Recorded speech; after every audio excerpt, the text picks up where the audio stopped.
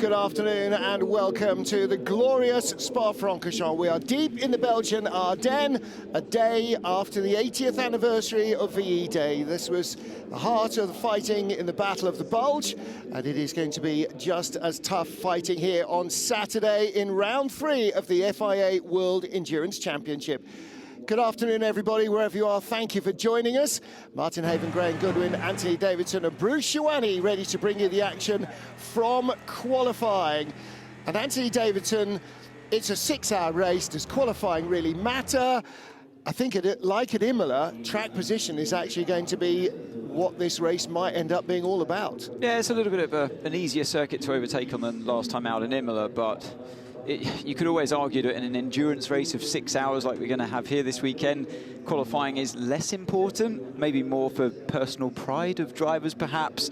But as we've seen, particularly in the hypercar category, it's so competitive now, more than ever before. So many cars on the grid fighting it out that it does give you that advantage to start right at the sharp end if you're that fortunate.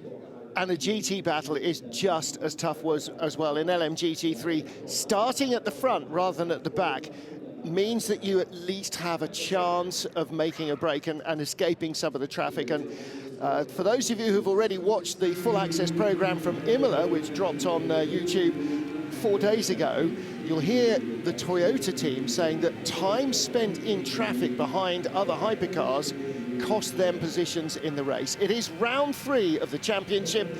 The next one is the big one at Le Mans in just over a month's time. This is the traditional warm-up for Le Mans. This is where teams would bring their low downforce setup and test it and then wrap it in cotton wool and take it to Le Mans.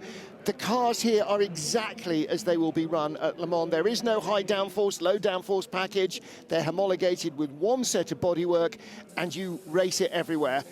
But this track is fast and flowing. Anthony, it is similar to Le Mans. It's an absolute roller coaster of a ride. It's one of, if not the drivers' favourites around the world, and we're lucky to be here at Spa-Francorchamps. Let's take a closer look at this 7-kilometre or 4.34-mile circuit. Clockwise, start off at turn 1, La Source, and this is an important corner in qualifying to nail the braking. You've got to be on the right line, right to the outside of the track, don't lock up, and then flat out down the hill towards Eau Rouge and Raidillon here, turns 3 and 4. A critical corner to carry the speed. It's daunting from inside the car, a steep elevation, climb up around 35 meters. Then you come to the chicane at the end of the lap, another real important braking zone. Got to carry the speed through the second part to feed you back onto the main straight. Again, no lockups. In GT3, of course, they have the anti-lock braking system available to them. That really does help the more of the amateur drivers, the bronzes, particularly, to find things a little bit easier, but it's still an important part of the track to pick your braking point, because the system can only do what it can do. It's not going to magically stop you any quicker into the corner. Graham Goodwin, look at the fans here on a Friday afternoon at Spa. It's going to be another record crowd. You can feel it in your waters. Qualifying, for those who haven't seen it before, doesn't feature all the cars in the grid together, does it? No, it's LMGT3 first. It will be the bronze drivers taking to the track in the 18. We hope LMGT3 cars taking to the track. We'll wait and see what happens with the number 60 AMG, which had some dramas yesterday. And we will have, if the 60's on track, 2 WC debutants in this session. Martin Berry is due to be aboard the 61 AMG. And it should be Stephen Grove had the big shunt yesterday in the 60 car that they've been trying to fix ever since. So fingers crossed they make it. And each of our qualifying groups for GT3 and for Hypercar will be in 2 parts. Anthony? 5 minutes, under 5 minutes to start LMGT3 qualifying session. We are on time, track is clean, track is dry. Let's take this 5 minutes to again remind drivers of the need to respect track limits. Thank you. And I did that to Antonio Foucault earlier. I said, get a banker lap, and he said, a what? Oh dear.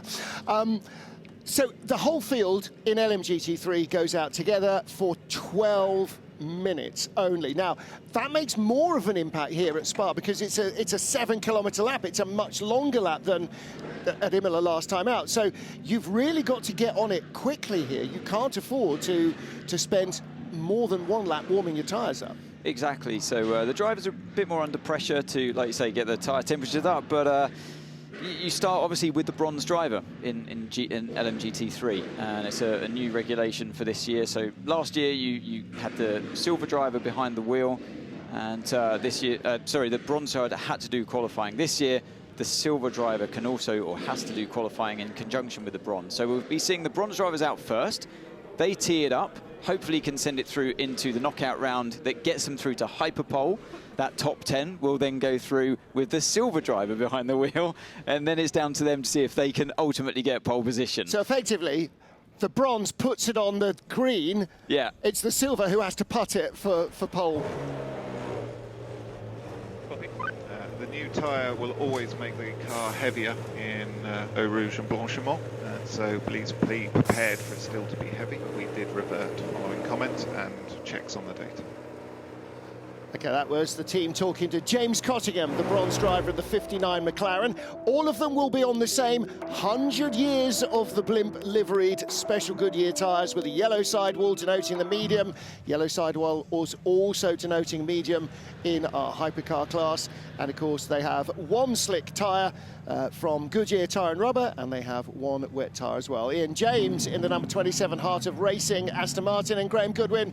A heavy crash for that car in Imola, not caused by its driver, but it wrote the car off, so it's a brand new shell built up in 2 weeks. Second brand new LMGT3 car we've had in 2 races after the switcheroo for TF Sport last time around. There is the commemorative sidewall on the side of the Goodyears, the blimp. Astonishing experience. I know. What a thing that must be. It's absolutely amazing. There is still this doubt about what's going to happen with car 60. I think we can hear from Bruce on that. Yeah, Bruce Ioani, what do you know? Well, they just shut the door of the car and they are about to try to push it out. So I think the car's ready. I don't know if it will be optimally set, and I don't know if they finished the setup, but they're bringing the car out. Oh, that's really good news for the team and for Stephen Grove. Stephen and his son are making their debut here this weekend. They've raced GT cars before, but this is their first time in a World Championship. So Stephen Grove and Brenton Grove from Australia. And ironically, the other new driver in that team in Iron Links is another Aussie, Martin Berry, who was racing in European Le Mans Series for the last couple of years. And has set pole position in the LMS. We should explain why the 60 is late to this session. And if they can get into the session, at very least, it'll be 15 minutes of setup time they can use. Big shunt for Stephen Grove up at Radion yesterday in FP2, I want to say. Yes. Massive damage to the front right corner. If they've got that car anything like in shape, it's quite an astonishing effort. It looked very, very good when I was down in the pit lane for the autograph, which, by the way, the autograph session, right, the volume of traffic in the pit lane rivaled a Le Mans autograph session. There's tens of thousands of people here this Friday afternoon. And why wouldn't you? It's not snowing or raining. 1 minute, under 1 minute to start LMGT3 qualifying session. Under 1 minute to open pit exit. I would also add, by the way, you'll have noticed there's a change in livery for the number 60 car, with Claudio Schiavone, his bright yellow car, being away for this race. Also, the front of it is unadorned, raw carbon. With just a couple of stickers on. Yeah, so it may look a little bit more finished tomorrow, but congratulations to the boys at Iron Links for getting it all together. 30 seconds, under 30 seconds. So this is all about getting into the top 10. It's not about being fastest. Fastest is nice. In the top 10, that's what counts. 12 minutes. They might get 3 flying laps. 9, 8, 7, 6, 5, 4, 3, 2, 1. Pit exit is now open. LMGT3 qualifying session has started. Now, he didn't thank Lisa for kindly opening the pit exit, which he did yesterday, which is a moment of pure Eduardo genius. Lisa, the assistant race director, taking on more and more strenuous duties in race control. I mean, Anthony, you've been in there.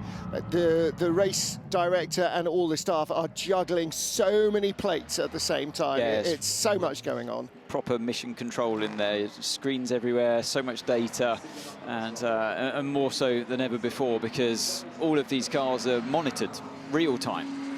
Every step of the way they're monitored to see if they're, they've got torque sensors on them, so they can see if anyone's running too higher engine power. The balance of performance is there in place in the world of endurance racing, and that's what we have here. So they're monitored constantly, and then of course you've got all of the on-track action as well in terms of any moments that drivers have with each other, wheel-to-wheel action. We just saw a shot there of car number 10, the Aston Martin run by Racing Spirit of Le Mans. They have not left an S off. I am not pronouncing it wrong. I do know that Le Mans is pronounced Le Mans, and Le Mans is a lake in Switzerland. It's not a they haven't just left the S off to avoid getting sued by the ACO. There is actually a place that has that name, Lake Le Mans. So Racing Spirit Le Mans, one of the 2 Aston Martins in LMGT3. Ben Keating there, former pole sitter here. Oh, actually, is he? No, he's not. Sarah Bovey was 2 years... who set pole last year? Amador Harty set pole last year in the TF Sport Aston Martin. And Sarah Bovey and Ben Keating the year before. I think it was Sarah Bovey the year before. I'm just going to let you stew on that one. I might have a quick look back as we get this session up to build. Now, Anthony, the problem with the long lap, 7 kilometres rather than 5, is that you get fewer laps. And still, if you run wide and exceed track limits, you will lose your lap time. And so that puts even more pressure.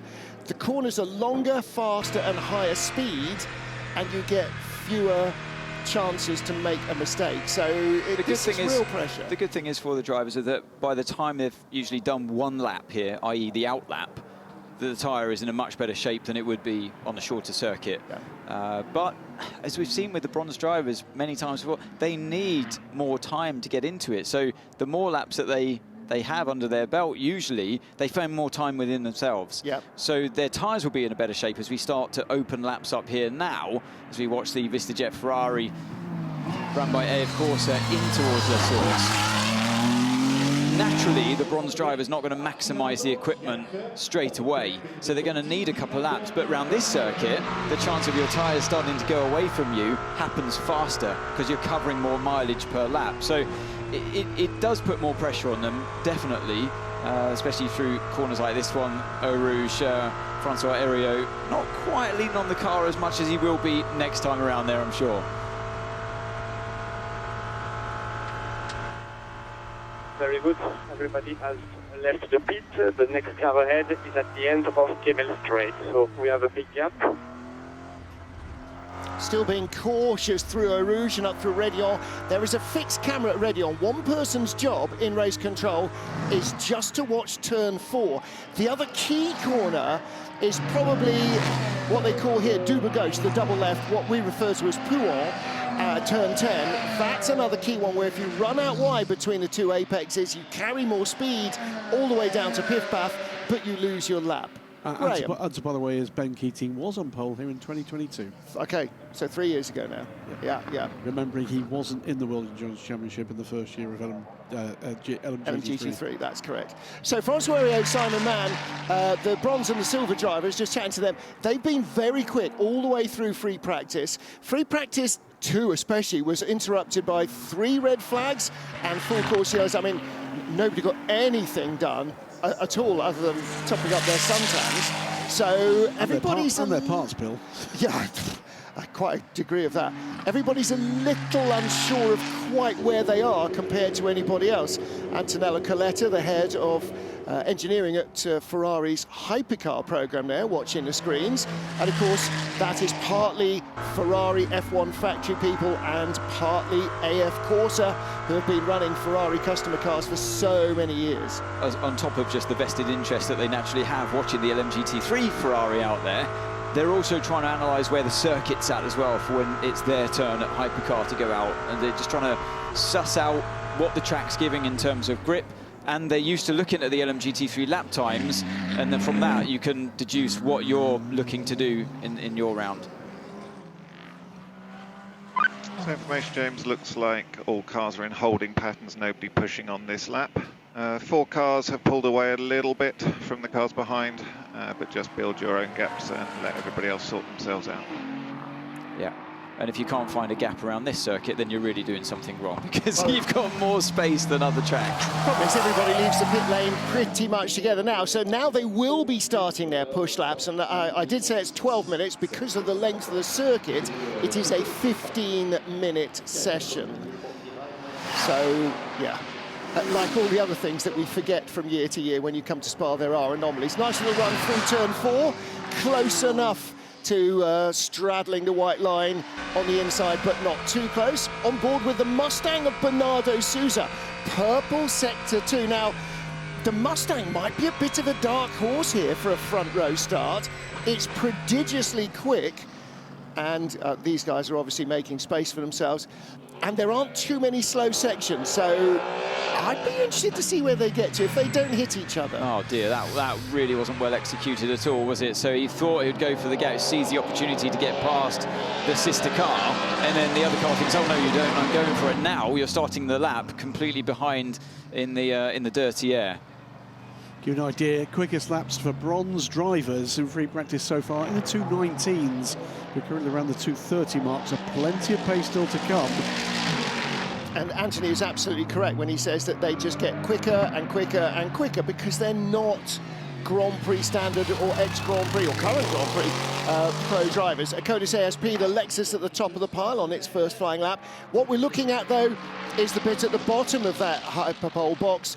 Only the fastest 10 cars go through out of 18 in the class.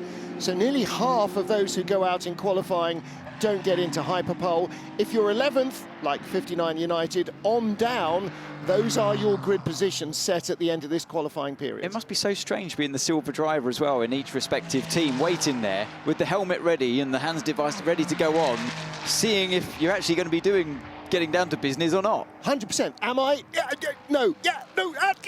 Oh, no, I've missed it.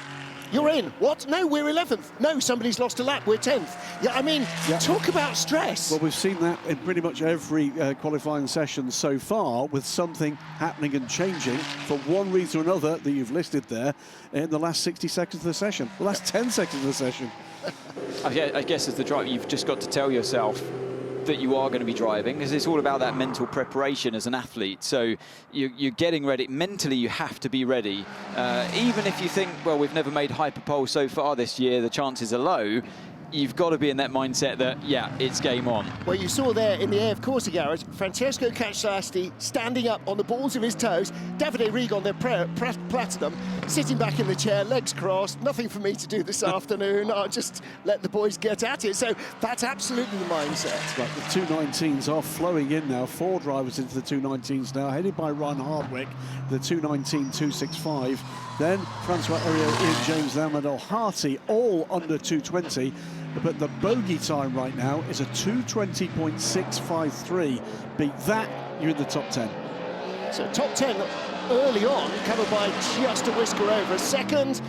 And the two Mustangs are both in, 2nd and 6th fastest at the moment. So Codis ASP just improve.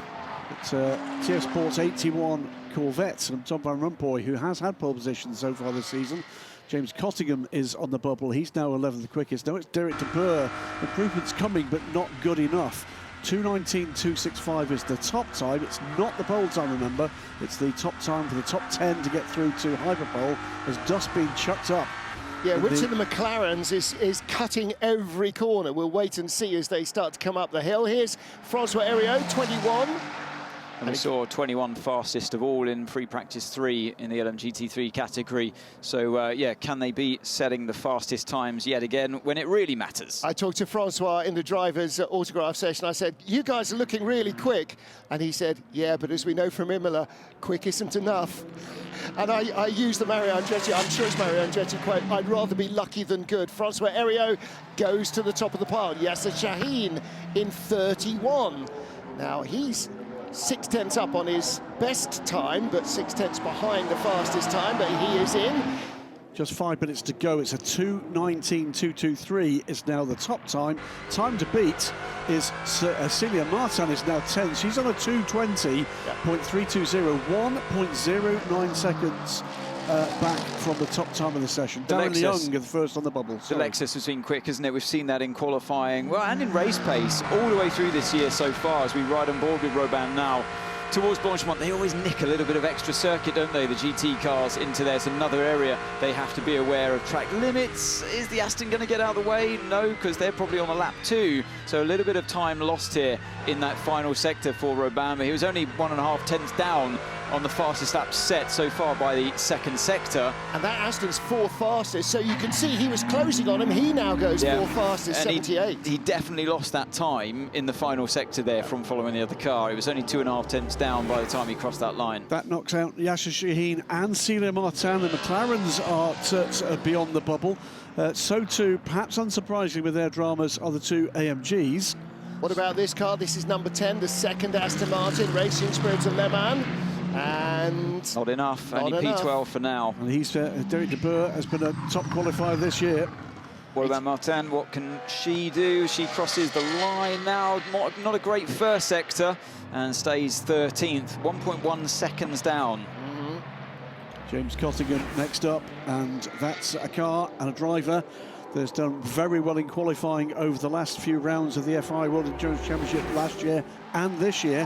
What can he do? Well, there he is on the bubble at the moment, Tom van Rompuy in the 81 Corvette, local Belgian driver. And he won't improve on this lap because he's done track limits on sector 1 of his current lap. Yeah. So that will mean 1 lap and no more available to Tom van Rompuy to defend should anybody behind him improve. Yeah, the drivers at the bottom of the screen there on the graphics, they're all important to watch. 15th and 14th, 16th respectively at the moment. They've got to try everything they can to get into that coveted top 10. Martin Berry in that 16th place Mercedes is 7 tenths away from making it in, nearly 8 tenths away from making it in. Here comes Cottingham. That is not going to do. 1.6. No, you've got to be within a second. And it's now, unfortunately, although the driver is getting better, and this is Darren Leung's McLaren, where's he going to find himself? Not a great middle sector. 1.1, unless he's found something in the final sector, he's not going to make it. And Martin Berry, well, actually, he was close in the second sector. Look, he got to only 0.7 back. That was enough, but then lost it all in the final sector. Did make an improvement there, Martin, but not good enough. Goes ahead of James Cottingham in the order, but still only 15th. Under 2 minutes to go. Ryan Hardwick from second fastest is on pit lane. The one to watch is Derek de Boer. Yeah, here we are on board Racing now. Spirit Le Mans in 12th place and up on his own previous time. Only needs to find about a tenth of a second. But he actually, if he's 3 tenths up, then away from the fastest time, this should, unless he's made a mistake out of our sight. Look neat and tidy in turn 19. Pretty decent change of direction as well. Get on the power, use everything you can. All the track on the right-hand side as well. That drag race to the line, is it enough? It is. It is. It's P8 for now. 81 Corvette is out. Neither Corvette is in, both Astons are. Here's Celia Martin. Last chance for her, maybe. Across the line, 1.5 seconds away, so not fast enough. She will get another lap. There's only a minute on the clock. What about James Cottingham? Half a second away in sector 1. Here he is. Oh, a bit of a snap there on the exit of turn 13. You've got to get it back on track here now. Oh, once again, a little bit rough ride over the curbs, and the car didn't like that, did it? It really kicked out the rear end, and that just delays the driver getting on power as well, and not a great middle sector either. So I think Cottingham is not looking great at this point. No. At the moment, watching James Cottingham, I don't think this is one for him. I don't think it's on for Darren Leung anywhere either. The tyres they're falling apart now. We're not falling apart literally, but they're just falling off the cliff of performance, and drivers struggling to maximise the speed at this point. I fear that for those outside the top 10 right now are going to really struggle to get through. But Van Rompuy, you can see third along on the list, because these two drivers, Cottingham or Leung, I doubt they're going to make it through to the top 10. No, it stays P16 for Cottingham. But Van Rompuy, no, bit of a bad middle sector as well for him. So they're fighting that battle of the tyres starting to drop away. He's close though. He's 0.8 away. He needs to be 0.7 away. If he can find a tenth of an improvement, what about Bernardo Souza? That's what I was about to say. The problem is Bernardo Souza is moving the needle for him. Here's it is Van about Rompuy first though. He's coming through bus stop now.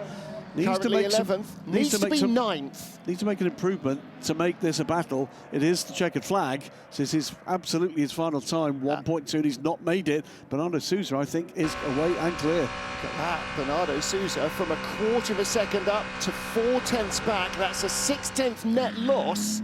Well, you thought the Mustangs had a bit of speed here. Oh, so late on the brakes, though, into 19, but can give it everything because already in the top 10, so it doesn't matter as much, but he would love to improve this lap time. Only just in the top 10, half a second inside, so he is in at the moment.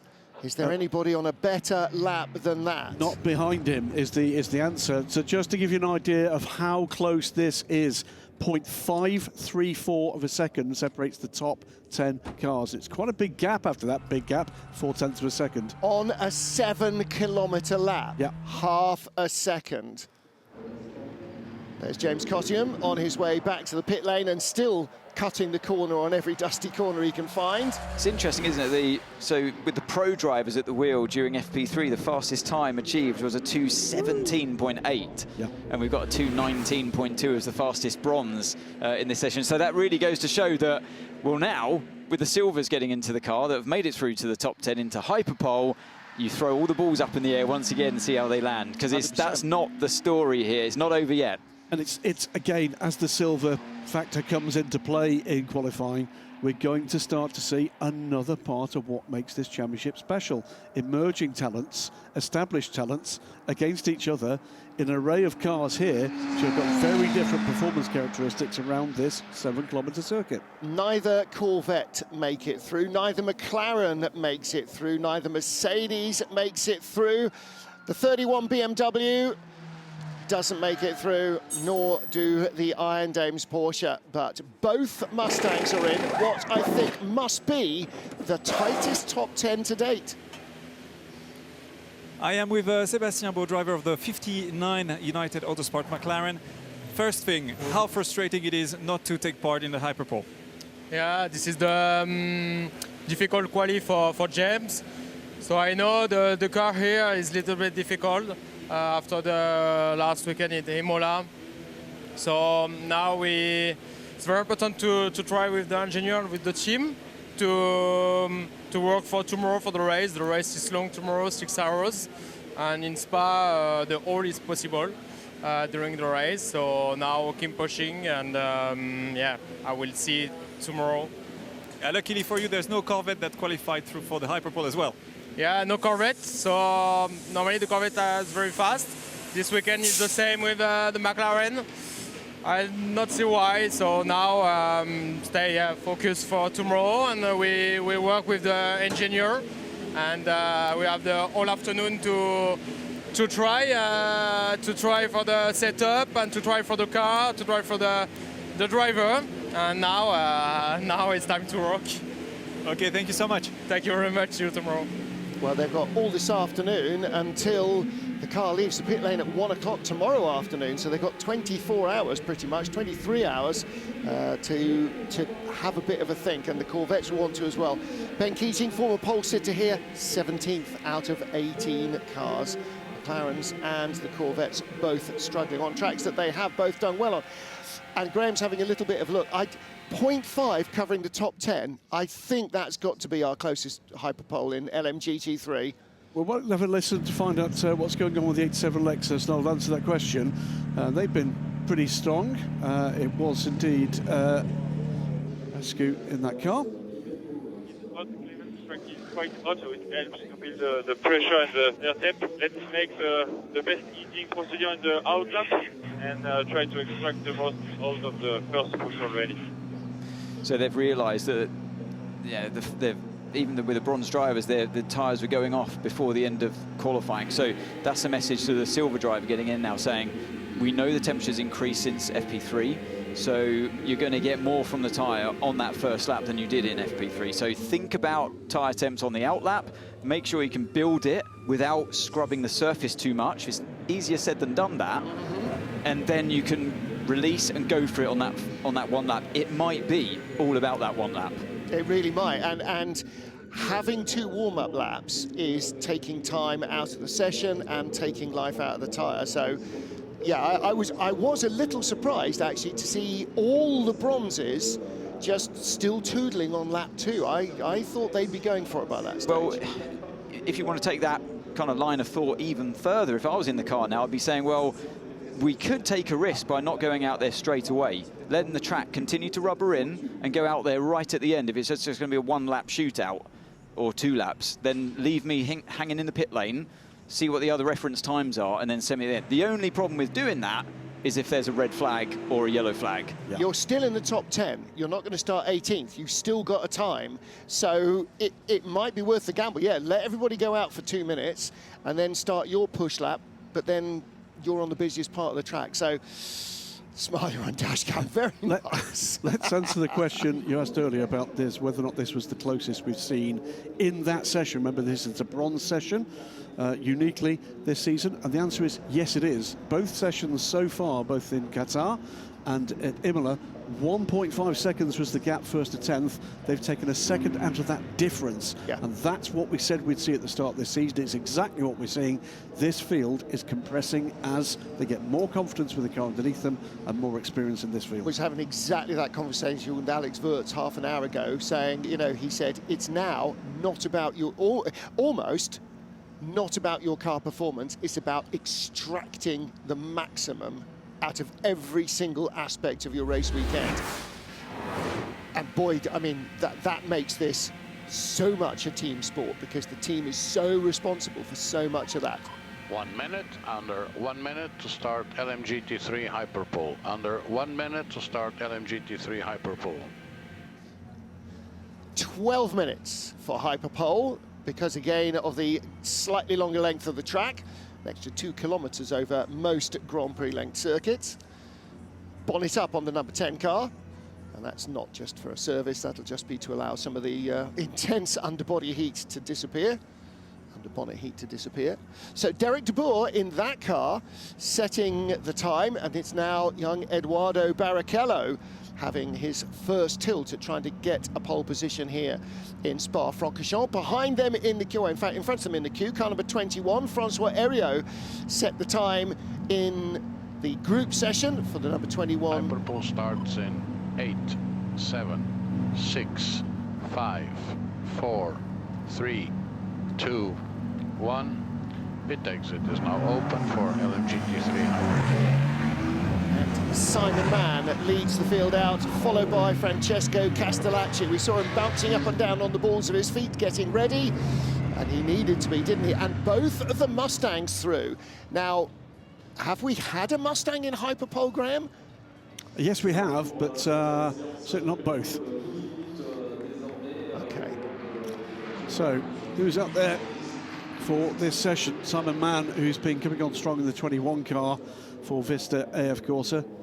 It is Valentino Rossi, of course, in the 46 BMW. Francesco Castellacci in the sister 54 Ferrari. Ben Tuck in the 77 Proton Competition Mustang. They're coming on strong here. The Codis ASP have young Finn Gersitz in the 78 car. The 88 Proton Mustang with Gianmarco Lavorato. Clemens Schmidt in the other 87 Codis Lexus. And Montai First Form is, of course, Ricky Perra. Just to give you an idea of what the drivers are thinking, there was we've just been shown a message from Valentino Rossi to his engineers. He said, okay, so when I start to push, don't speak with me, except if I do track limits. That I want to know. For the rest, please don't speak.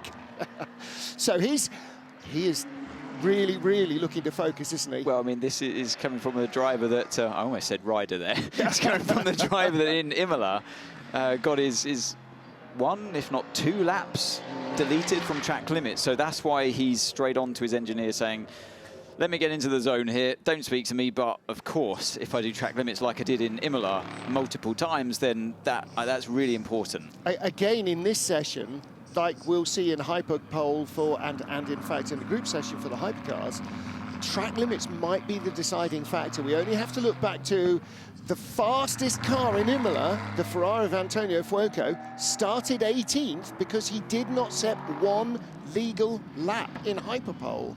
The other thing to remember about this session, it is the only session in this race meeting where the tyres they're using will be used just for this session. This does not count for qualifying or the race. Hyperpole, they get a single set of tyres that they can use. 27, Heart of Racing Aston Martin. Ian James put it into the park. And it is now Zachary Rubichan who is trying to warm up the tyres. You're absolutely right, Graham. These tyres get used once and once. They're qualifying tyres. Well, they're back. They're back. Not in a way that anybody who watched F1 in the 80s understands, but they are back. When I see a driver just pootling around like this on an outlap, it tells me that the tyre's definitely going to be ready for lap 1, because that's not building up a lot of heat and energy by doing that. So now we focus on Valentino Rossi in car 46, through Eau Rouge and Raidillon, up the Kemmel Straight, towards Le Combe, turns 5, 6 and 7, a crucial part of the lap to get right. You see the nose of the car dip down as he tips the car in to the curb of turn 5. Then use all you can through turn 6, open up turn 7, use all the curb on the exit as well. Nicely done there by Rossi. Heads down towards Brussels, turn 8, tucked on the inside as we change to Pera on the way down to that same corner.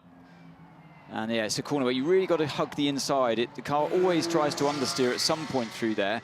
And then you release the car on the exit, get to the outside before opening up turn 9, Jackie Ickx corner. And then again, use all the curb that you can to maximize the speed down the straight towards Pouhon, the double left-hander. Look who's fastest in first sector. The 77 Mustang was fastest in sector 1 and in sector 3 in the first period of qualifying. 88 Gianmarco Lavorato in his Mustang is fastest in sector 1.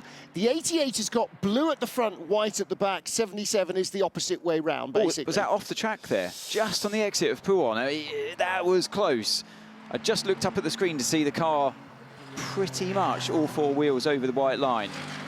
But it was close. I'd love to see that one back, but the stewards will be looking at that one straight away, and they'll have more angles of it than we do as the BMW heads around Blanchimont. He's flying, Valentino Rossi. It was a nice clean lap, the bits of it that we saw, using as much of the curb as you are allowed. Just trying to keep it neat and tidy, just stayed on the white line. There was chalk dust, that'll do.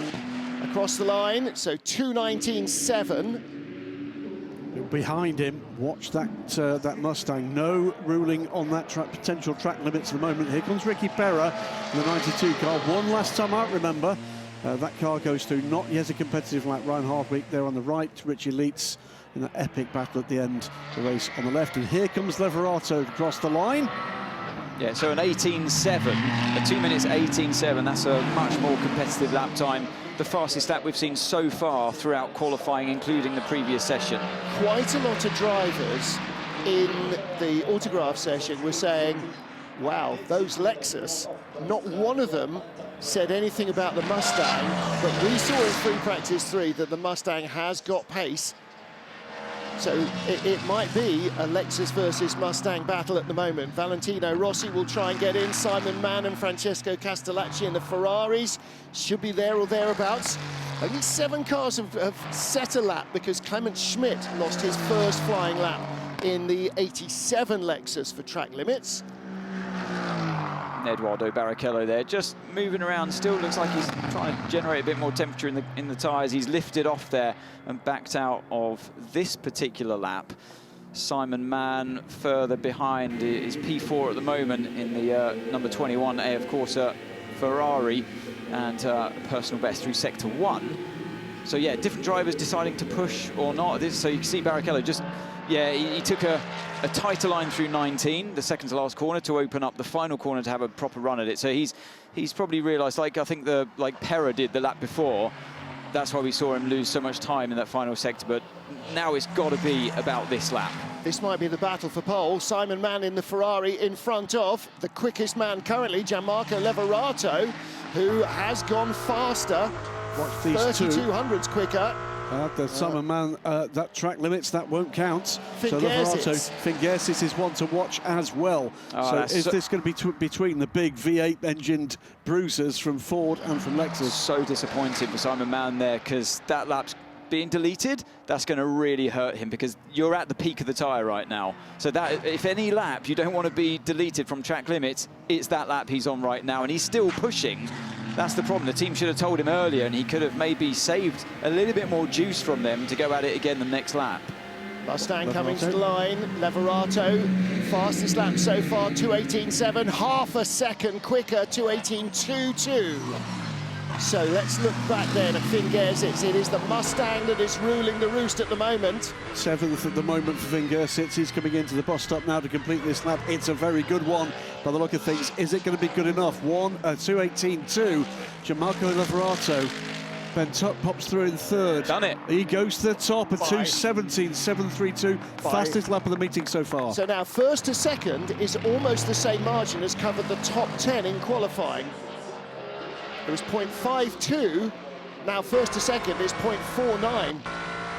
So 17.7, that would have put him fastest as well in FP3, and that's even with the Platinum drivers behind the wheel. So a great lap there. Francesco Castellacci 3rd in the 54 Ferrari. Zachary Robichon. That's the car to watch at the moment in the 92. Look how 27, much he's apologies, made up in the racing second team. session. He's found 4/10 in the second session. Yeah, so sector. Still 3/10 down on the fastest lap set so far, but the fastest middle sector. So yeah, what can Robichon do? Exiting that final corner, P9 at the moment. He crosses the line to go 3rd fastest. A big improvement and a great lap personally by him. Is still half a second down on the fastest lap. Barrichello there, up to 5th place from 10th. So big improvements from both the Aston Martins on that lap. 3 minutes to go in the session. Clement Schmidt in the other Lexus is in the pit lane. Has not registered a time in this session. He's done an out lap, had a time disallowed, and done an in lap. That's it, they're done. Ben Tuck, this is 77, the car that was at the bottom. It was in 10th place in the first part of qualifying. Ben Tuck is a Quicksilver, possibly not quite so quick with 2 wheels in the gravel. He's giving it absolutely everything, possibly overdriving a little bit, but certainly got the confidence in that car, that's for sure. And tyres again going away from him at this stage. 2 yellow sectors, not even a personal best in there at all. So, but carrying on pushing. Losing time compared to the fastest time set, 7/10 away at this stage on the lap. Yeah, car's moving around a lot, isn't it, Anthony? Really is, and you know, they're big, heavy cars. You can throw them around to a certain degree, but you're very quickly going to start running out of tyres if you do. So yeah, gave it absolutely everything. P6 for now, comes up to the line, still flat out, stays P6 and lost even more time there. Almost a second away, actually, by the end of it. Here's a good slow-mo of what you spotted, Martin. Just kissing the gravel there. Great, you know, this is a great demonstration of a corner being self-policing with track limits. So it is a corner from the past that they used to run out wide and you'd leave it to the stewards to decide whether you were in or out. But now the track does it for you, as they've done here on the exit of turn 14 as well. Watching Simon Mann has been watching this lap on board with Eduardo Barrichello. But transformation of form for the Ford Mustangs from the first race meeting this year in Qatar when they're in so much trouble. Yeah, really good to see that they are in a competitive frame and right up towards the front. They've got 1 car on the front row at the moment. So what about Eduardo Barrichello, the number 10 Aston, 7/10 away. Is this going to be a little better? He had a personal better first sector, not as good in sector 2. Will it be as good in sector 3? No, it's another yellow sector, I think, 2.3 seconds away. So he's had the best out of that tyre. The Lexus already part Fingersits. Yeah, job done. No need to any more heroics. It's quite encouraging, actually, seeing such huge tyre deg even through a qualifying session, because that bodes well for tomorrow's race. It means that you're going to see big tyre offsets between a brand new set and a double stinted tyre, for example. So yeah, this is good news. If the weather stays with us, haha, we are in Spa, then yeah, that could be it opens up strategy basically for the race. So yeah, really interesting qualifying session. And I talked about half the LMGT3 field during the driver's autograph session, and tyre deg was all they talked about. Tyre life, making it last. Couple still to watch here. Not going to be pole, but Simon Mann on a good lap. Ben Tuck on a better lap. And if there's life left in these tyres. Remember, it doesn't matter for the race. Here comes Simon Mann, He's was just, 7th. Just moved up to 7th. No, he was 8th. He's just moved up to 7th. So he's put the 92 Porsche behind. That's important. Here we go then. So tackles the final chicane. Looks good on the right. Good change of direction as well. Stays within track limits on the exit. 2 personal best sectors, 2/10 away by the middle. And 2nd place for Ben Tuck. Excellent lap from Ben Tuck. That was much, much better. So Ben Tuck, 2nd. Gianmarco Lavorato 3rd. We said about improved form for the Mustangs, 2nd and 3rd. Watch Eduardo Barrichello. Oh, hang on a minute. Don't forget, Eduardo did a 2nd slow lap as well. So he's a bit out of sync, offset to the others. So this is way off the track, isn't it? Yeah, that's Valet. It's not been his session, Valet Rossi. Hasn't, I'm afraid. Probably his wrist is sore from all the autographs he was signing. Do you think the engineer should have warned him about track limits on that one, or just left him to it? I felt it. Hang on, it's a purple middle sector for Barrichello. Wow. This could be front row. He had to go past the 27 Aston, but it looked clean. This could be front row. This might be pole for Eduardo Barrichello. What a story. How close is he going to be in the Aston Lost Martin? the rear on the exit or mid-corner through turn 20. Close, across the line, 2nd fastest if it was clean. Yes. Great effort, though. Dad will be proud of that one. Yes, that was excellent stuff. And he had plenty of clear air as well. Finn Gersitz takes pole for a Codis ASP. I don't think Barrichello lost everything in that final corner, but he certainly gave it everything.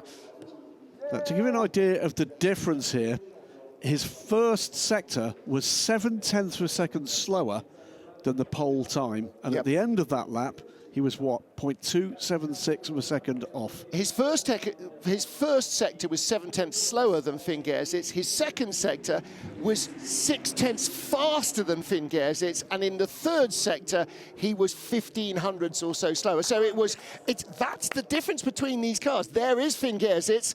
First time we've seen him on pole position. First time for Lexus. And it's one of the beautiful things about sports car racing. Very different cars producing similar lap times in very different ways. Exactly so. Exactly so. And they look different, they sound different, they go differently. Sorry, I can't help it. I mean, brilliant for Lexus to get both cars in, but brilliant for Lexus to get pole position. They've got the field surrounded, 1st and 10th. I don't know what happened with Clement Schmidt. There must have been an issue. The drivers don't just bail. He only had 1 flying lap and lost it to track limits. I wonder if there was something else going on. But there is the boy of the hour, Finn Gersitz.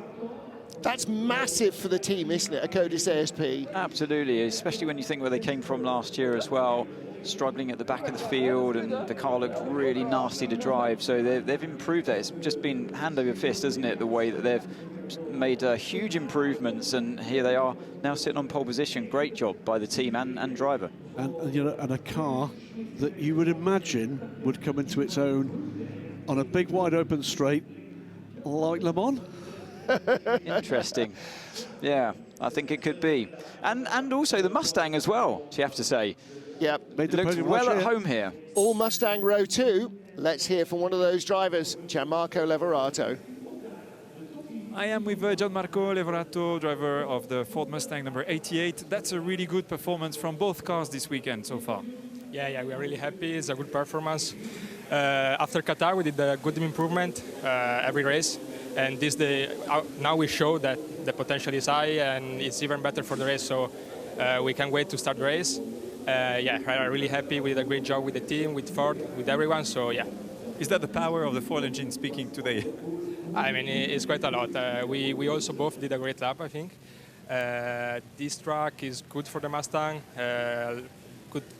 High-speed corner. I think we have a good balance on high speed, and will be better also for the race. Okay, good luck then. Thank you. Tough question from a driver. So it's all about the engine then. Bruce, threw him right under the bus there. But look at that. Codis ASP, Lexus have their first pole in the World Endurance Championship ahead of the best qualifying run for Racing Spirit Le Mans. They finish on the outside front row. All Proton competition, Ford row 2, Ferrari, Aston, Ferrari, Porsche, and then the Aston Martin, the BMW ahead of the second Lexus. Outside the top 10, TF Sports' better Corvette starts in 11th ahead of the 31 BMW, and those positions decided after the first period of qualifying. All of which brings us to Hypercar, and the same applies. 15 minutes for all 18 cars, 12 minutes of Hyperpole to decide the top 10 starting positions. Yeah, so after the immaculately prepared prawn cocktail of LMGT3, here comes the Chateaubriand. Yeah. Please alert the chef a day in advance for 2 persons only. It's always entertaining to get into the hypercar category, because here you can choose whichever drive you want. So it will be one driver who does both sessions if the car needs a second session. So it brings a lot of interest. Robin Freins will be qualifying the number 20 BMW. It'll be Robert Kubica in the 83 yellow Ferrari. It'll be Antonio Fuoco, of course. The boy said, yeah, we put the little guy in for qualifying. So Antonio Fuoco, the man who professes not to know what a banker lap is. But maybe he doesn't understand my English, but... Interesting with the driver weight now that we have this year in Hypercar, there's a minimum, well, collective driver weight in the car that's 78 kilos. We just look at the tyres here. It's got the medium and the soft compounds of Michelin tyres, and not sure we'll use the wets today at least. Maybe tomorrow, who knows? We are in Spa, but so the medium tyres, you're going to see them all day because Michelin have stipulated that it's a requirement to run the medium tyres even in Hyperpole today, as we saw in Imola as well. Usually, by regulation, it's the softest tyre available for that weekend when it comes to Hyperpole, but Michelin have, I guess, overridden that rule and have said we want the medium tyres used in Hyperpole as well. So yeah, the yellow sidewall tyre is the one we're going to be using the whole way through, so that keeps things simple.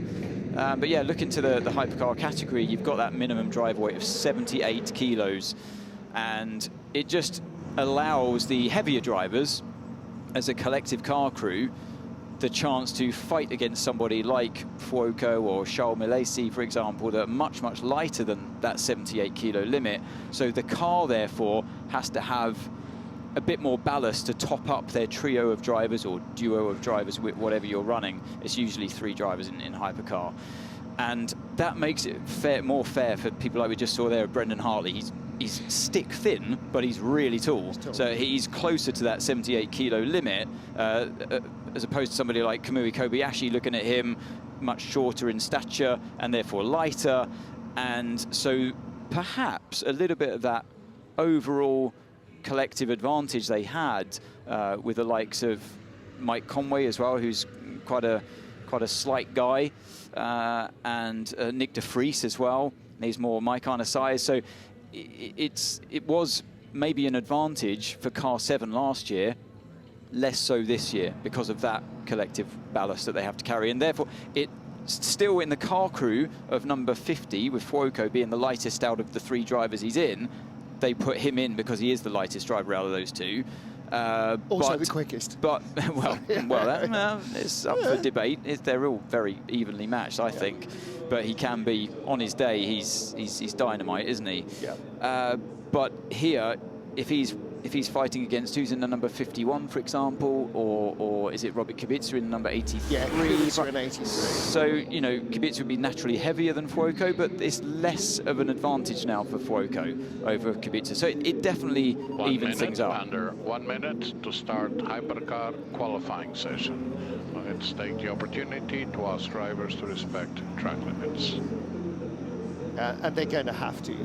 I mean, the salient lesson was Imola and that number 50 Ferrari. I said they didn't set a lap in Hyperpole. They didn't actually set a lap in qualifying, which is why they started 18th rather than 10th. So, and when you start 18th in a field of 17 equally well-driven cars, it's a tough weekend. On a track where you can't overtake. And again, Joey, we are not in Monaco. So, no, stress, no supplementary pressure on that. Okay, we just do clean laps, we put lap in the bank. Tomorrow is the big day. We're not in Monaco, which means you don't have to be on pole. Now, 5, 4, 3, 2, 1. Hypercar qualifying has started. Jovi crashed the car on the outlap yesterday afternoon in free practice 2, got very slowly through Eau Rouge and just pressed on the throttle. I asked him about it this afternoon. I said, was that just cold tyres or was that the hybrid coming in? Because his red light, his hybrid light warning light came on. It was a red car when it hit the barriers, and he said, no, it was just tyre temp. And that was over the brow. He thought, I'm on the straight, now I can actually start to build up. No, he was in the barrier even before the thinks bubble had disappeared from his mind. And we saw that last year, the year before, Brendan Hartley. 2 years ago. 2 years ago in the same corner. I mean, it was much lower track and ambient conditions, wasn't it, back then? 7 degrees or something. Exactly, and we were in similar territory yesterday, weren't we? In FP2, when Giovinazzi had that moment, caused a lot of damage to the car, but you know, it's one of those things with no tyre warmers, as we have in the World Endurance Championship. It is part of the skill of the driver to, survive corners like that. Just like that. And the car ahead as well. Let's tell you who's aboard these cars. Porsche Penske Motorsport put Julien Andlauer in the number 5963. Number 6 is Kevin Estre. We've already seen Kamui Kobayashi projecting his inner Stig with the dark visor. He's the number 7. In the number 8, it is Brendan Hartley, Harry Tinknell and Alex Riberas in the 007 and 009. Valkyrie, Aston Martin's Cadillac, Alex Lynn in the 12. In the 38, it is Earl Bamber. For BMW, M-Team WRT, Rafael Marciello and Robin Freins in the 15 and the 20, respectively. There's Pascal Wehrlein. It's what a lineup of talent that one is. 35 and 36 from Alpine. Charles Lacey and Mick Schumacher came together in free practice. Let's hope they don't do it in this session. Ferrari's factory cars, the 50 is Antonio Fuoco. Antonio Giovinazzi is the 51, and the 3rd Ferrari in the hands of Robert Kubica. Peugeot, meantime, is Jean-Eric Verne and Stoffel van Dorn, 93, 94, and Proton, their Porsche, Nico Veroni. Well, let's do a little bit of housekeeping for those of you who haven't watched free practice or haven't been reading the websites. Pascal Wehrlein, the Formula E driver, what's he doing in the garage? Well, he's not here on a busman's holiday just watching. He is racing this weekend in the Penske Porsche. He's in car number 5, along with Julian Andlauer and Michael Christensen. I beg your pardon, in car number 5 is Nico Muller, who is also subbing in this weekend because the 2 regular drivers are racing in the IMSA WeatherTech series. So Nico Muller is in 5, Pascal Wehrlein, the reigning Formula E world champion, is in car number 6. So those are the 2 changes in Hypercar. We've got a bunch of changes that we talked about in LMGT3. Now, 007, 009. 009 was crashed yesterday, not by Alex Riberas, but by Tom Gamble. And so, it was 007, 009, 007 was crashed by Tom Gamble down in Pouhon, so that car was damaged. Robert Kubica in 83, massive queue of Polish fans waiting to chat to him and get things signed. So almost the entire 83 Ferrari autograph session was run in Polish. So Robert Kubica, a big hero back home. There you go, there's some of the fans. We spotted them at lunchtime with the Chinese flag of Ye Yifei and the Union Jack for Phil Hansen, but clearly part of the Robert Kubica fan club. And Ye was saying they think they've got a car that's got a really good chance here, and I think lots of the other teams think that Ferrari have got a car that's got a really good chance here as well. Well, I can tell you he's watching Robert Kubica on track at the moment. The fastest lap so far this race meeting for that car came in the hands of Robert, 2:01, 2:05. Let's have a listen to what's going on aboard the 83. Gap to the rear, 3.7, you can manage. So there's plenty of time ahead of him. The fastest lap so far for the race meeting has come for Antonio Fuoco in the 50 Ferrari. That's a 2 minutes .596. That came in the final free practice session this morning. Yeah, Ferrari will 1-2, 50 and 83 in free practice 1 as well. So 83 has been there or thereabouts, as it should be. It's a really well run, really well driven Ferrari 499P, which is the same as the 2 red cars. It's just yellow. I would say, by the way, the second and third fastest times of the race meeting so far have come from the 2 caddies. That's another car. Last year was very quick. This year run by Jota. It should be right in the frame. They're expecting to be very much in, standing up to be counted. Now, is it possible that Aston Martin get one of the Valkyrie hypercars through into Hyperpole? Look at the ride height. The car is running really quite high, it looks. Sort of looks like he's lost his front wing.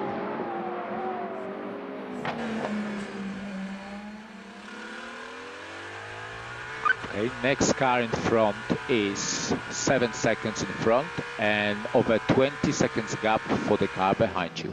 So manage your space, manage your space. Do you think we go for the next one? Do you think I should push in the next one? I think not, I think not.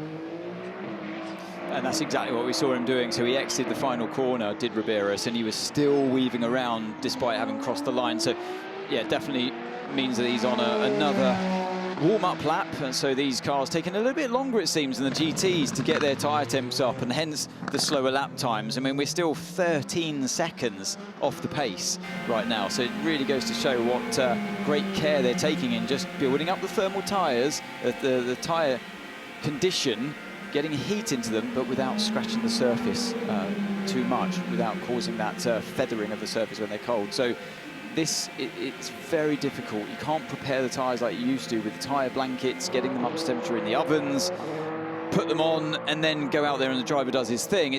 There's a lot more thought process to it now in the hypercar category. Now we're getting into it. 2 minutes, 0.784 for Robert Kubica. Giovinazzi goes through, just a few thousandths off, but now Fuoco with a 2 minutes, 0.419. It's Ferrari's 1, 2, 3, but they're the first of the leading batch to complete the first flying laps they've gone through. So yeah, flashing the lights. Sorry, Martin. Yeah, flashing the lights. You've got traffic in front of him then, therefore, and he doesn't want any extra turbulence to cause the effects through that high-speed part of the track.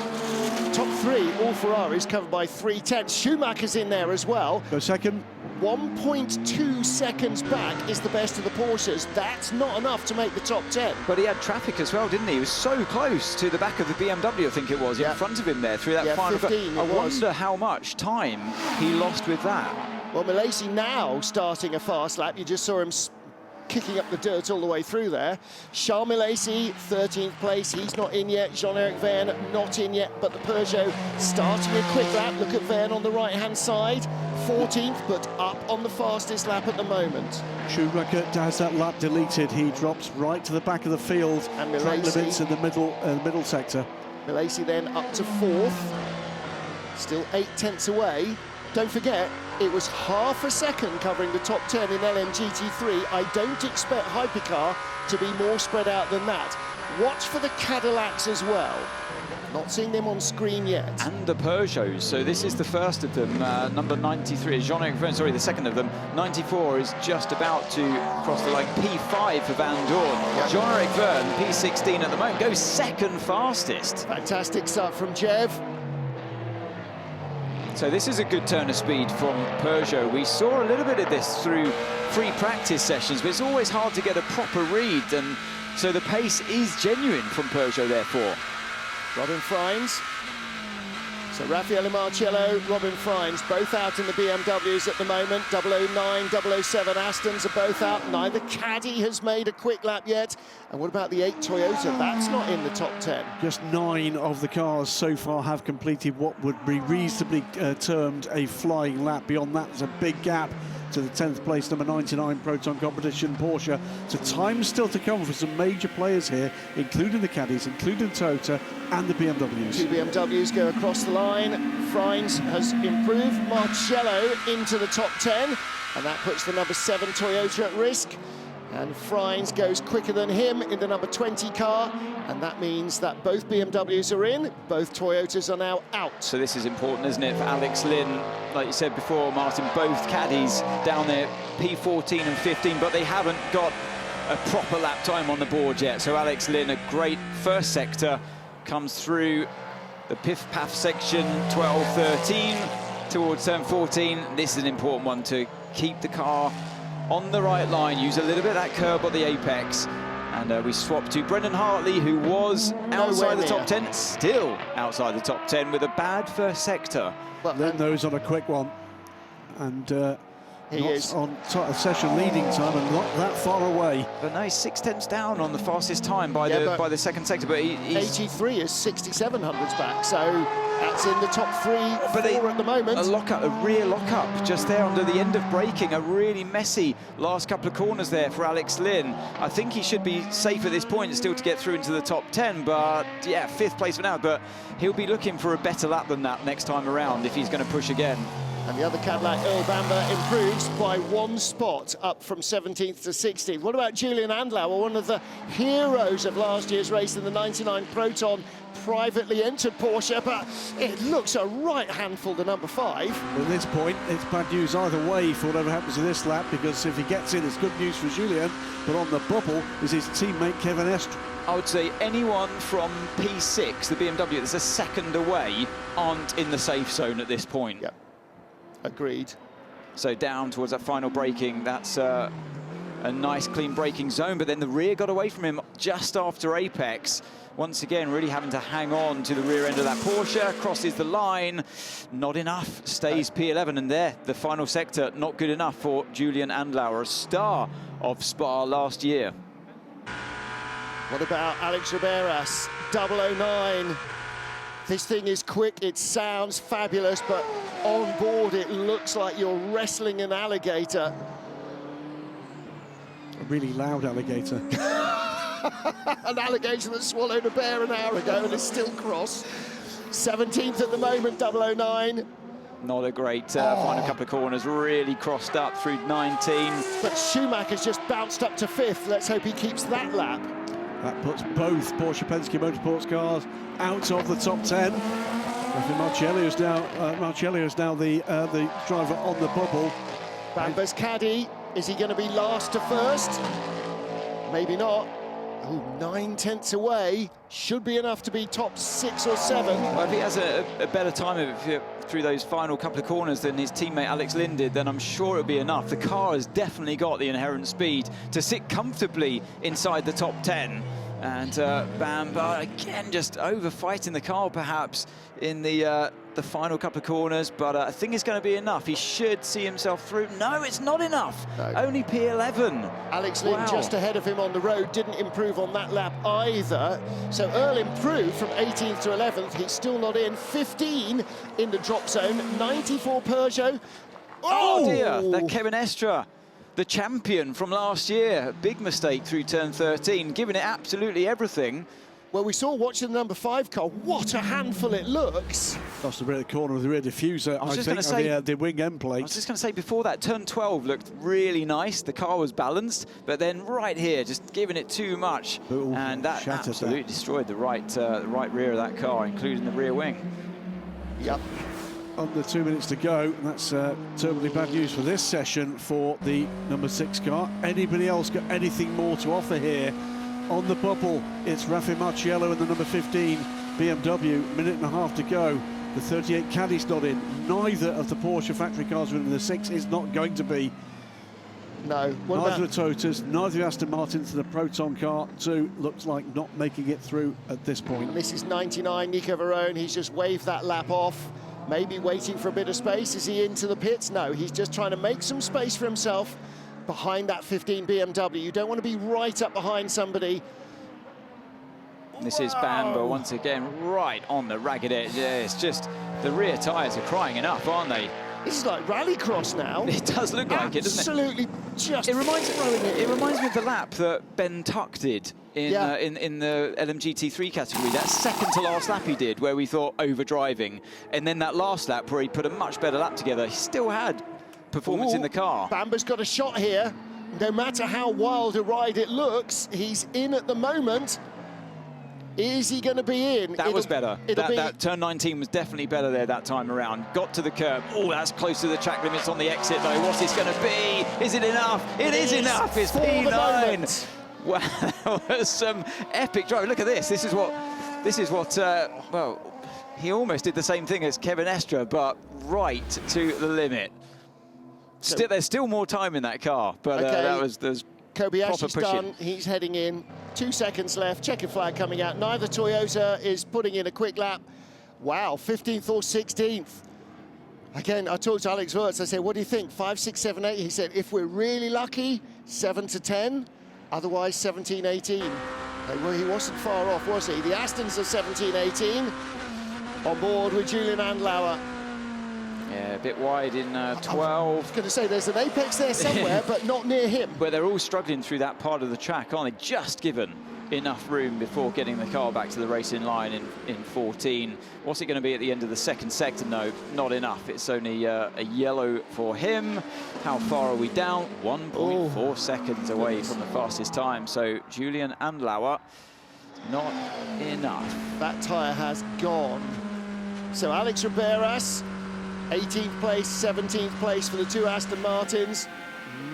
He's not going to find enough, is he? No, he's gone from a 10th back to 2 seconds away in Sector 2. But just mark a bit of progress for the Aston Martins. They've got form still to find, a very new package. Both of the qualifying sessions so far this year, they've been 2 seconds off the 10th place qualifier. Here, they're 1 second off. And now, it's a much bigger track, so you would expect that margin to grow, if anything.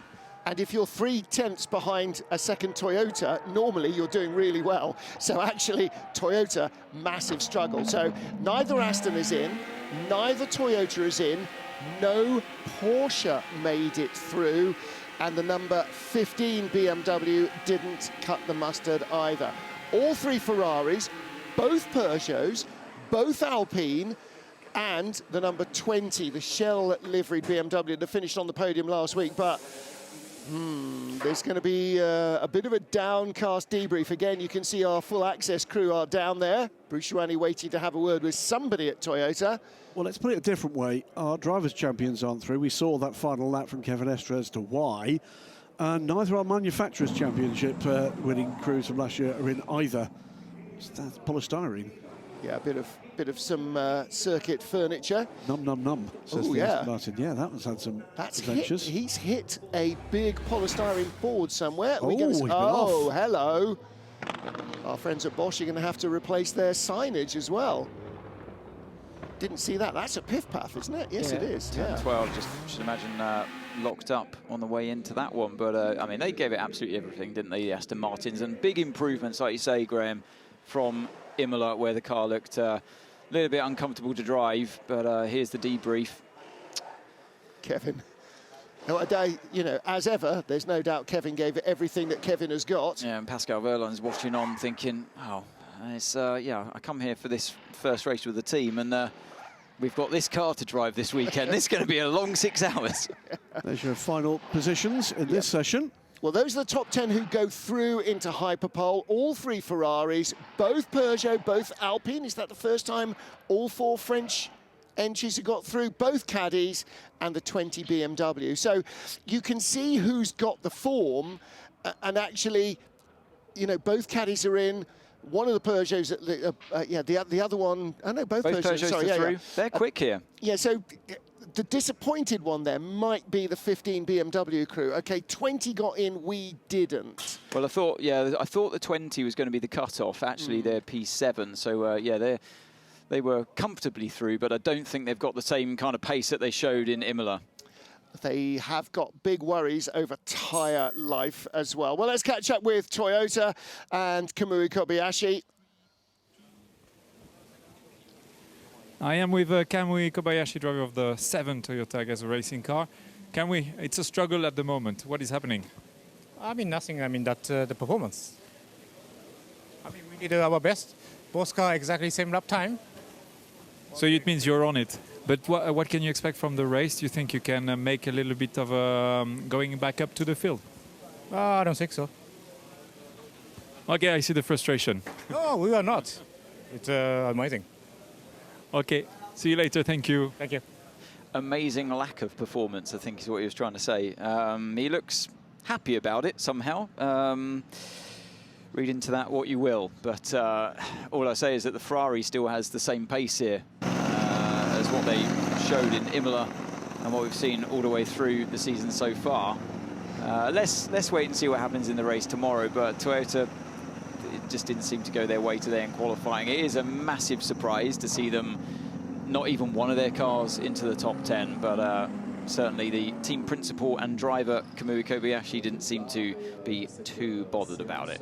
And as ever, our cameras are behind the scenes for our full access program, the fly on the wall that we get to show you a couple of weeks after every race. So that will be out plenty of time to see just how much gruntle or disgruntle there was in Toyota over that before we get to Le Mans.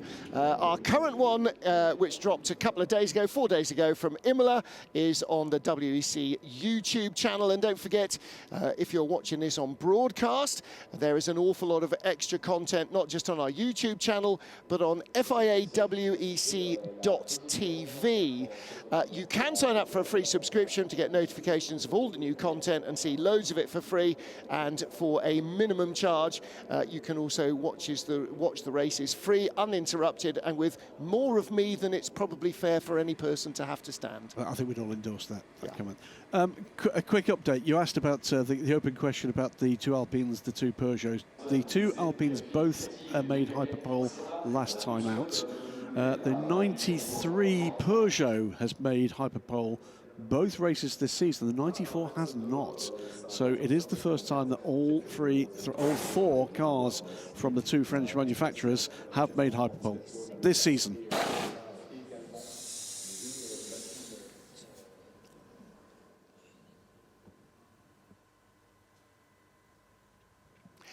The warm-up was pretty good, but it felt like we were a bit on the cold side, on the right side. Did you notice the same? Yeah, I can confirm.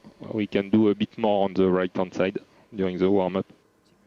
And people watching on back at him thinking, wow, how can a driver feel one individual tyre that is too cold compared to the others? So 1 minute, under 1 minute to start Hypercar, Hyperpole. Under 1 minute to open pit lane.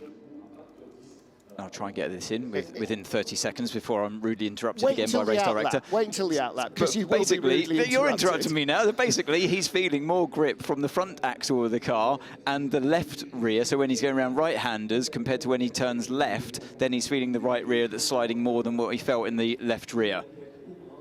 4, 3, 2, 1. 30 seconds, under 30 seconds to start Hypercar, Hyperpole. I'm getting used to this. You are getting used to it. I'm learning Eduardo's ways. We love Eduardo. And a clock helps as well. All the words to say, yeah, a clock helps as well. Definitely. So 10 to go and 12 Hyperpole minutes. Will start in 10, 9, 8, 7, 6, 5, 4, 3, 2, 1. Pit exit is open. Hyperpole for Hypercars has started. And again, track limits might be the defining fact here. At least in terms of the fortunes of the number 50 car, the worst that can happen is they'll start 10th. They have already made it through into Hyperpole. So 11th on down in the first qualifying session. Where you finish is where you're going to start the race. This decides the top 10 positions. You saw the number, actually I was going to say 15 BMW, but it wasn't. Who was going very slowly out of the pit lane there? It must have been one of the Peugeots, trying to make himself some space. Oh, one of the Alpines trying to make himself some space. And a couple of cars still sitting in there. Paulo Chatin's Alpine, so too is Paul de Resta's Peugeot. Is it a Paul's hang around? No, because Earl Bamber is waiting as well.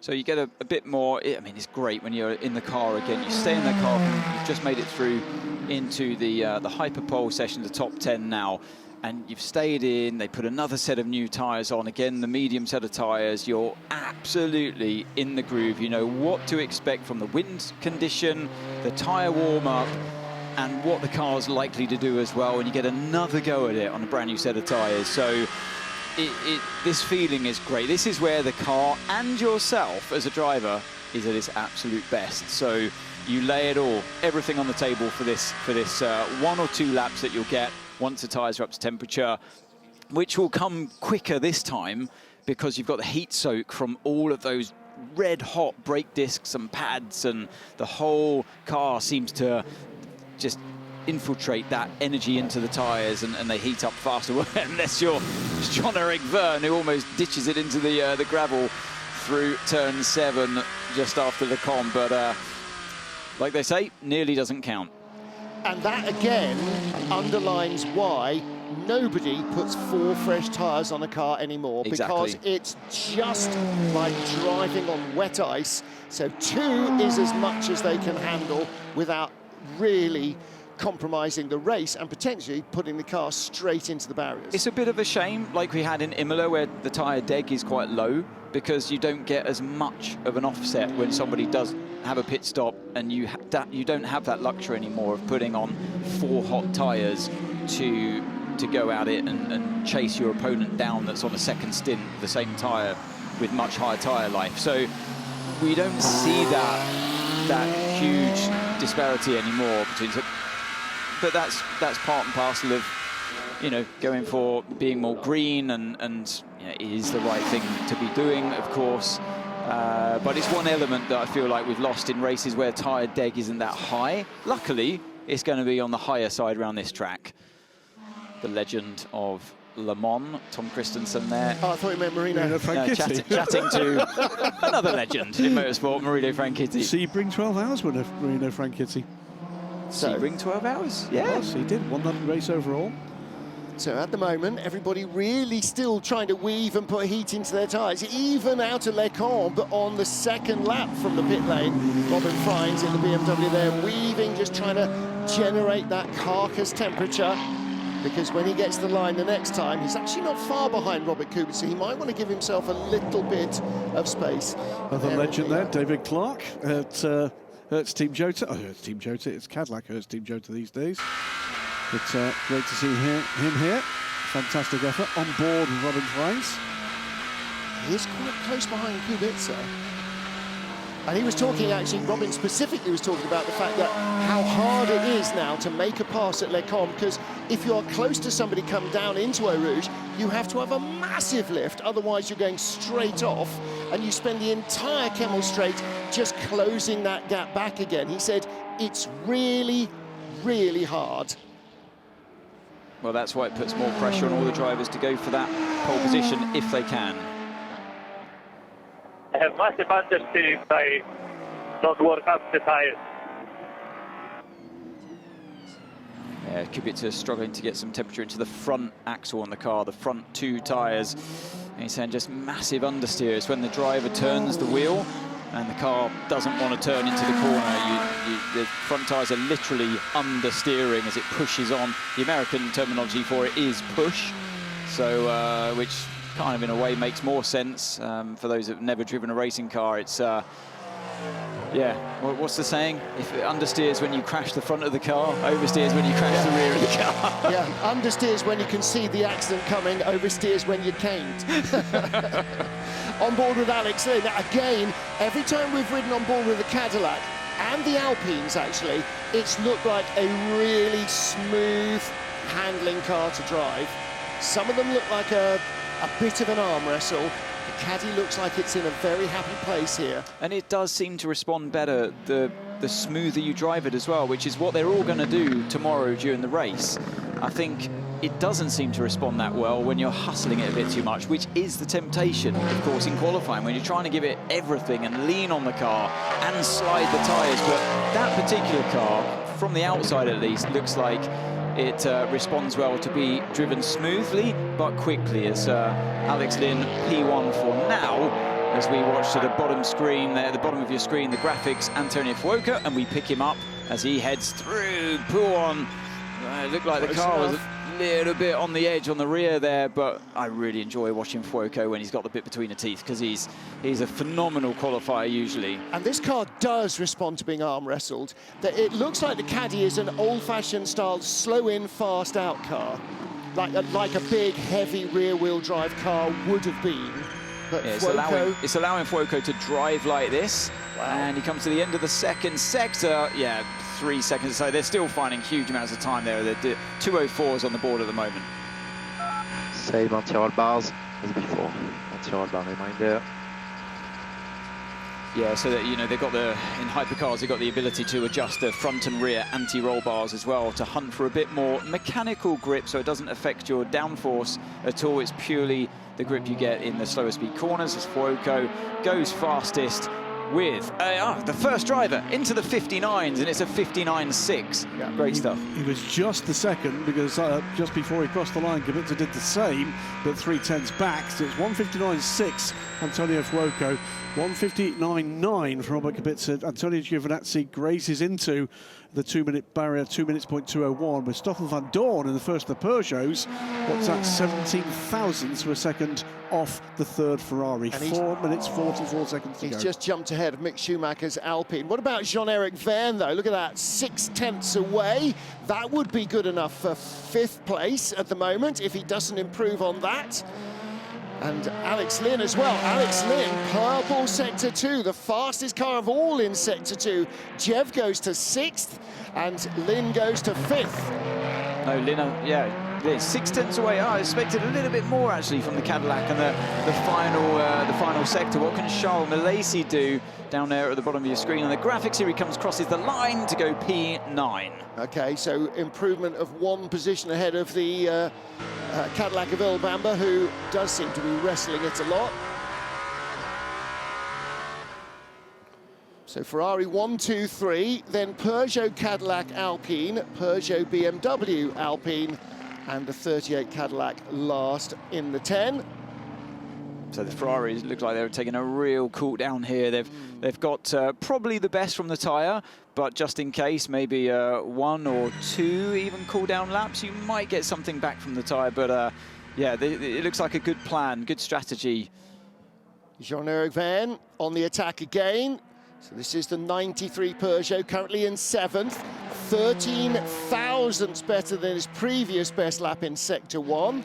So it may not be a lifetime of difference. And remember, if you're flat out through Eau Rouge, which I think some of them can just about do in qualifying spec with the brand new tyres, it means that Sector 1 is literally just 1 corner. It's the source. So that's why you often see them improving Sector 1, but not in Sector 2. As he comes to the end of that, yeah, and exactly that has happened. So how far off is he?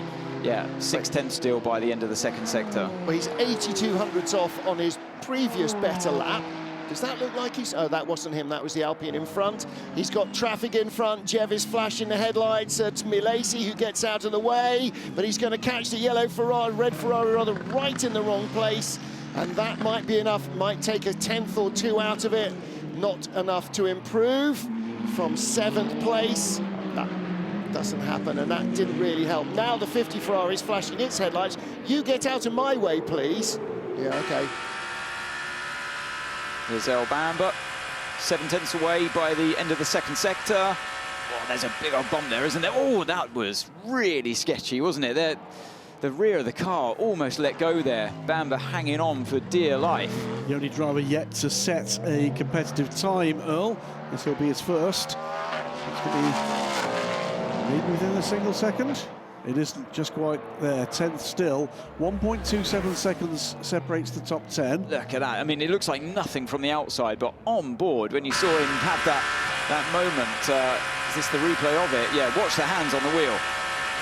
Right there. It's just the rear, let's go. And that is a heart-in-the-mouth moment for Earl Bamber. Well done for hanging on to that one, my friend. Yeah, Stoffel van Dorn and Alex Lynn have given this session up with a minute and a half to go. They are not going to improve here. And I think there's a bit of a waiting game underway. Looking at Mick Schumacher's time at the moment, that's probably the closest to a competitive time out on track right now. 0.127 of a second off in the first sector, but close enough to improve here if he can maintain that momentum. A little bit of understeer through turn 9 mid-corner, but the car looked good. It hooked up through Pouon, turn 10, and we go through 12, 13, runs right to the edge of the track. This is a good lap from Mick Schumacher. I don't know what went wrong in the first sector, but let's see towards the end of the second sector now, I'd say. I mean, he's driven, I haven't seen anything wrong here at all. It's just losing a bit of extra grip, 7/10 away, and not even a personal best. Let's have a listen to this. Absolutely pinned through Blanchimont, but the car rides. You see the difference between that car and the Cadillac. That was a completely different experience, wasn't it? That was not a Code Brown moment, was it? No, not like Earl Bamber's was.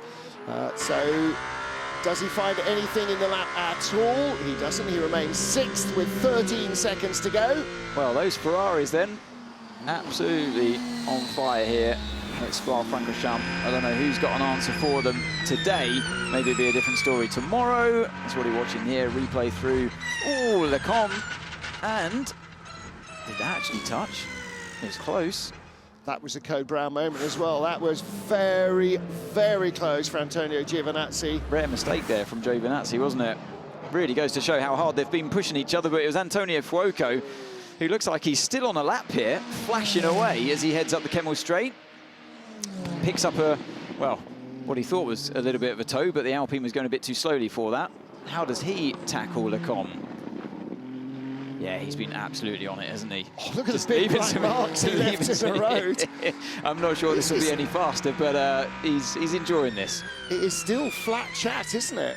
This is not, I'm coming in, it's relatively quick. That's a fast lap he was putting together there. Now I think he might have bailed on it. Yeah, he's realised. He would have been looking at the delta time on his dashboard. You see, once you've set your fastest lap, whether you're up or down on that, and we can see his and Kubic's first sector times, and they're both down. So he would have given it a go through turn 5, 6, 7, and maybe the team would have been on the radio as well saying, it's enough. That is pole position. We've got no track limits on the board. A 59.6, good enough today for Hyperpole pole position for the race tomorrow. Ferrari, top 3. Definitely made amends for Imola, hasn't he? Yeah, Imola in terms of qualifying, 18th, yes. And yeah, finished on top of the pile here, where they probably should have been in Imola. And again, you know, you've got to keep it clean. You can be as fast as you like, but if you keep venturing over the white line, it ain't going to count. Mick Schumacher, the Alpine in 6th position. That's a really good qualifying run. But it is a Ferrari 1, 2, 3. Peugeot on the outside of row 2. Great place to start. Cadillac and Alpine on row 3. Peugeot and the 20 BMW on row 4. And then Alpine and Cadillac on row 5 of the grid.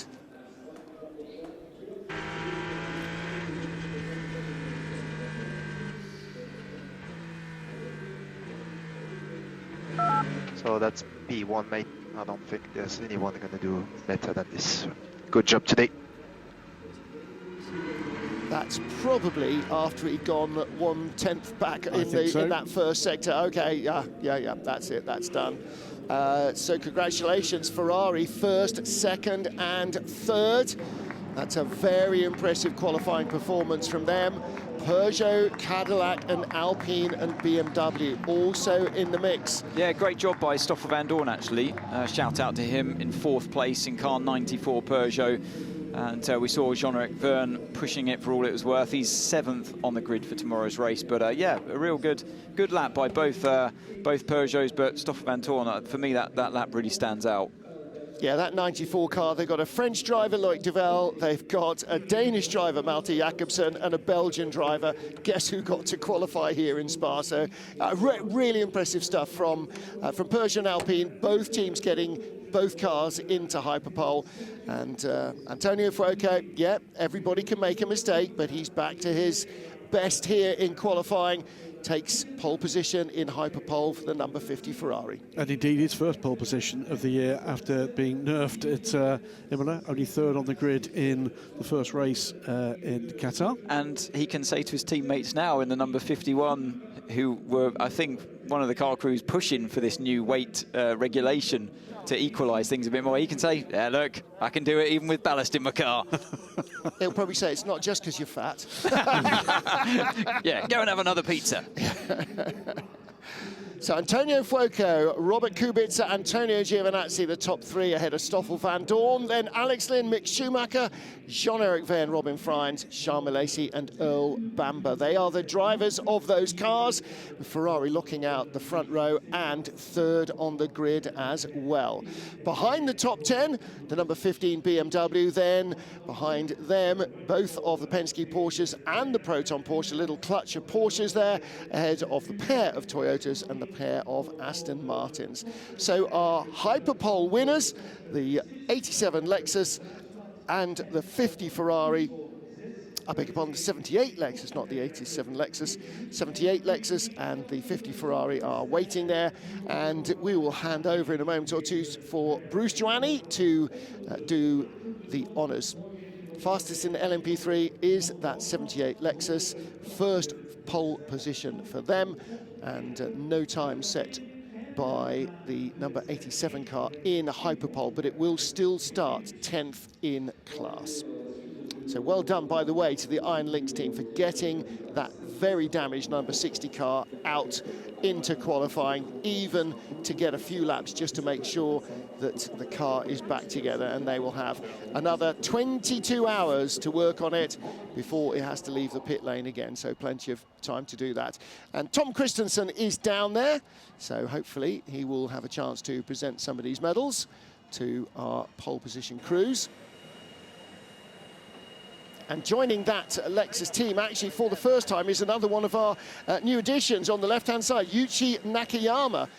First time in the car here in WEC, and it's on pole position. Obviously, he'll claim the honour for that, even though he didn't get to drive, because he is their gold-rated driver. Yeah, one of 5 WEC rookies this weekend. Great to see them all. And most of them will be with us at Le Mans as well. Well, it showed such promise so far this year, isn't it, the Lexus? But great to see it materialise into a pole position for tomorrow's race, and hopefully they can run with it tomorrow and put a good Saturday together, not a Sunday. Yeah. Keeps catching me out. Alexa down there in the helmet, she's the one that does lots of our social media coverage. It's really good, isn't it, to see now drivers like Arno Rabanne and Finn Gersitz and Nakayama as well, of course, but guys who we haven't talked about much because the lack of performance of the car has sort of taken them out of the equation. And again, the same is going to be true of the Mustang drivers. Suddenly the car is right in the mix, and suddenly we actually get a chance to see time with the drivers in the cars, and then we can appreciate their level, their ability versus their peers. And that's really important for the championship, that not the same cars every time are at the top of the pile. And not just that, the fact that we've switched to this Hyperpole in LMGT3 with the silver drivers just means it's a shop window for some of the younger talent. Yeah, absolutely. So, prize giving for Hyperpole. Bruce Joanny, you're up.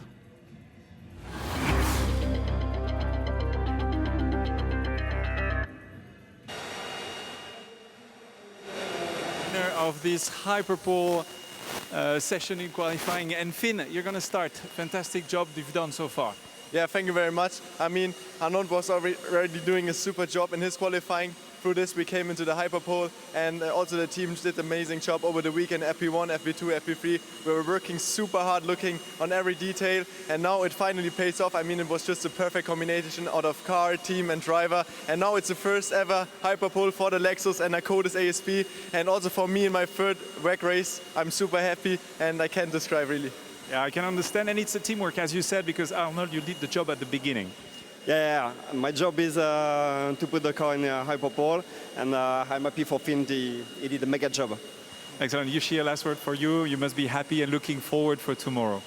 Yeah, this is my first race in WEC, so I'm so enjoy, and I can wait tomorrow, my first race. Well, it's not a bad start for a first race. Please, Tom Christensen, ambassador of Rolex, which is the Hyperpole presenter, is giving you those beautiful medals. Not bad to be handed a medal from Tom Christensen himself.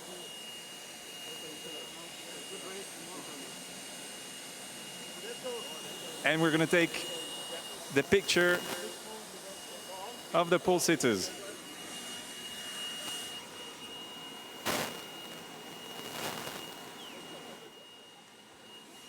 Thank you so much, guys, and congratulations. And now it's the turn for the Hyperpole and overall Hypercar pole sitter. Please, guys, come in, please. Miguel and Antonio. Antonio, you must be super still. We need to move on a little bit, sorry.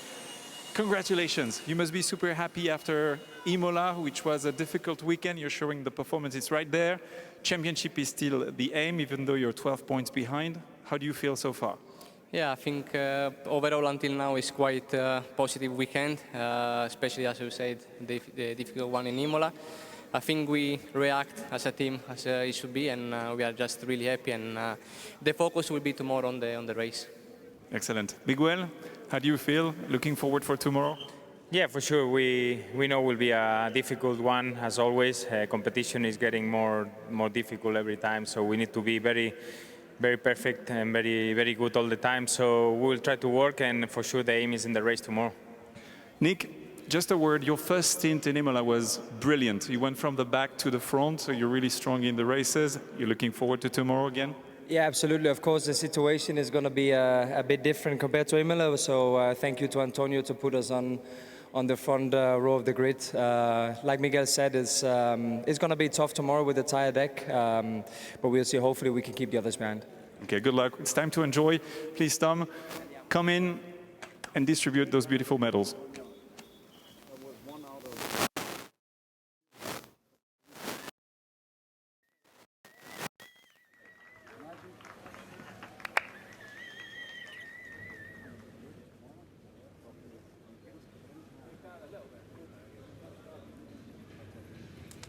And Tom, maybe a little word, yeah, the picture, and then maybe...